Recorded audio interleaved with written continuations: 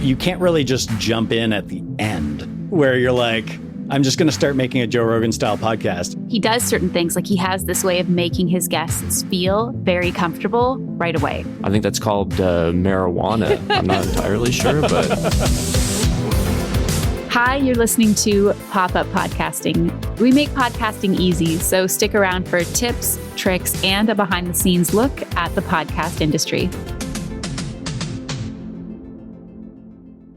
Hey, I'm Lisa, and in this episode, JP, Will, Ashlee, and I discuss coming up with a podcast topic, considering what you're passionate about and who your audience is. How would somebody who wants to do a podcast come up with a successful idea? Well, I mean, we don't have to tackle that question very often. So maybe if you can't think of a good topic for a podcast, start producing podcasts for other people. That's been my MO. No, but I think there are definitely clients who come to us with different ideas or maybe a series of ideas, and we try to provide some advice on that. And I think one of the biggest things is thinking about how expansive your series is going to be. Are you doing this once a month for 6 months, or are you doing it once a week and you want it to go on for years? And that might help to figure out how narrow or broad your topic should be, because you kind of want to find that sweet spot of not so broad that it's just not about anything, or that people can't really like latch on to like, oh, this is for me because it's about something I care about. But also not so narrow that you're like, you get to episode 3 and you're not sure what else to say about it. So like if a business were, I guess, to come to you for a consultation and be like, I have this great idea, it's about our business, what would you then say to them? Yeah, normally they would certainly have like at least like somewhat of a foundation for the idea, but obviously or not, it's for promotion of their business, right? Like I'm sure, right. Yeah, they want to get these interesting conversations out there and connect with interesting people, all that. But at the end of the day, it's a networking tool and generally to raise the overall public awareness of their business. So, I mean, I think it's how you best marry that desire, because obviously, again, it comes down to driving the business, but how you marry that with your actual passion for it, right? So yeah, if you're in this finance world and you want to drum up business for what you do, but it's how does your passion for that then translate to the podcast, right? Because if you're just talking numbers or whatever, then that's not going to be compelling for people. But if you use your business as the sort of entry point to the conversation and then you expand on it from there, I think that's when you can be more successful with it. Again, this is my number one podcast I'm a fan of, possibly, but to go back to the Crow Patrol, the host of that podcast, I believe his name's Craig. You can listen to 5 minutes of that show and you know how passionate he is about subject matter. You know, when a guest tells him like a little story about some winter bird roost they've been tracking, and he's just like he's a captive audience as he's listening to the person, right? And he has genuine reactions to everything that they're saying. And I think that stuff's what really translates. So you want to find what makes sense for you in terms of sustainability for the show. Like, can I continue to book guests, or can I individually continue to talk about this subject? But you want to pair that with something that you actually care about, right? And you want to find that through line. And I think that's when you're going to find a show that will resonate with people and be sustainable as well. Yeah. So the other side of this is thinking about the audience, right? And what's going to be useful to them or entertaining to them. And I think that can go out to like broader than even your topic or your theme is, you know, how long is it? Are you targeting like, you know, really busy professionals who just need like the quick hit of up-to-date information, or are you targeting people who are like, I want a lot of the podcasts I listen to, honestly, I listen to them because like they're good company for when I'm like doing chores, and like they're funny, and you know, they keep me company and they entertain me. But yeah, I think the internet's shown us that no matter how narrow your topic is, there's going to be some people who are interested in it. And I think podcasting is really great for those niche topics that maybe you think you're the only person who cares about it, or you're the only person in your small town that cares about it, but there's people around the world who care about it too. I think you need to bring yourself to it and your knowledge and your passion, like you guys have talked about. But I think you do want to add that element of what's going to be useful or entertaining to the audience as far as a topic goes.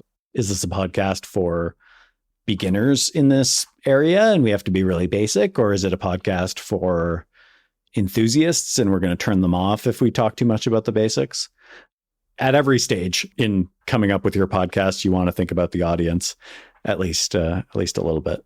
JP, sort of a point that you touched on there that I hadn't really thought of before is like, because I'm also like this, like I have certain content I would listen to in like maybe different parts of my day or when I'm doing different things. I had never really thought about like I do it, I guess, unconsciously, but that's interesting that it's like, oh, this is something that, you know, if it's maybe very info heavy, right? It's like, yeah, maybe you want to trend a little bit shorter and know that people are probably going to have to be a little bit more focused when they listen to it, right? But whereas if you have more of a free flowing, more comedic leaning conversational style one, maybe you can go longer form with that, right? Because people are able to throw it on while they're cooking or driving or something and can be a little bit more distracted. But yeah, I had never really thought about it that way. Yeah, it's interesting. There are podcasts out there that are very context specific. Geez, it's not great branded content because I can't remember which toothpaste brand, but like Crest or Colgate or one of those had a 2-minute podcast, because that's how long you're supposed to brush your teeth, for kids to listen to while brushing their teeth. So it's like genius, smart. a fun story for kids. And when the story ends, you're done brushing your teeth. Brilliant. And then there's one, I use this meditation app called Headspace.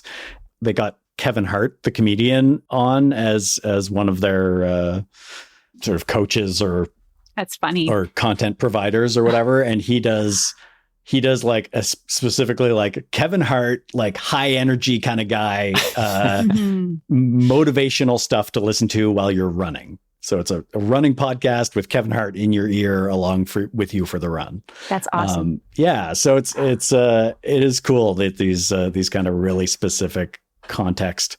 And so those are situations where you're like, it's the topic and the format and the host and like everything kind of comes together, you know, in this great kind of puzzle.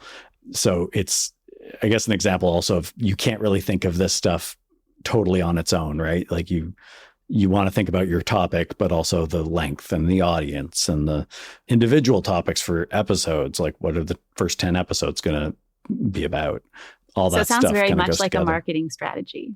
I think even if you're doing a podcast where you just want, you know, where you're just doing it for fun, maybe you still probably want people to listen to it. And so I think those marketing things come into it, because if you're going to put all this work into putting something together and putting it out there, part of the reason we're doing this podcast and some of the other content we put out is to try to get people earlier in the process so that they're thinking about the things that we think about and maybe avoiding some of the pitfalls that we come across.